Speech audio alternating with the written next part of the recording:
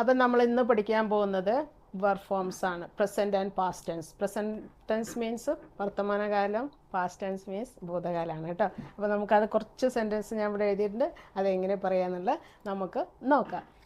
അപ്പോൾ ഇരിക്കുക എന്ന് പറഞ്ഞു കഴിഞ്ഞാൽ പ്രസൻറ്റ് ടെൻസ് ആണ്. ഇരുന്നു എന്നുള്ളതിന് പാസ്റ്റ് ടെൻസ് ആണ് കേട്ടോ.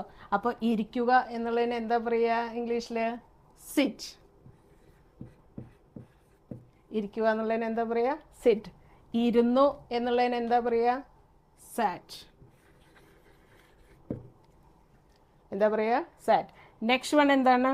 നിൽക്കുക എന്നുള്ളതിന് എന്താ പറയുക? സ്റ്റാൻഡ്.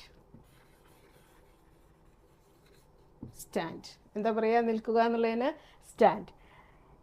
നിന്നു എന്നുള്ളതിന് എന്താ പറയുക? സ്റ്റുഡ്. സ്റ്റുഡ്. നെക്സ്റ്റ് വൺ എന്താണ്?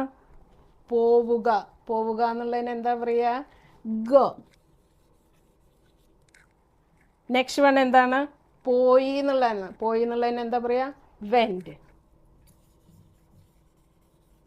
വെൻറ്റ്. ഓക്കെ. നെക്സ്റ്റ് വൺ എന്താണ്? വരിക. വരൂ എന്നൊക്കെ പറയില്ലേ? വരിക എന്നുള്ളതിന് എന്താ പറയുക? കം.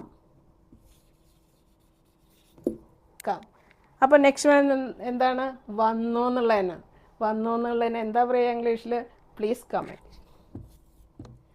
അപ്പോൾ ഇതുപോലെയുള്ള ഇൻട്രസ്റ്റിംഗ് വീഡിയോസുമായി വീണ്ടും വരുന്നതായിരിക്കും. See you soon. Bye.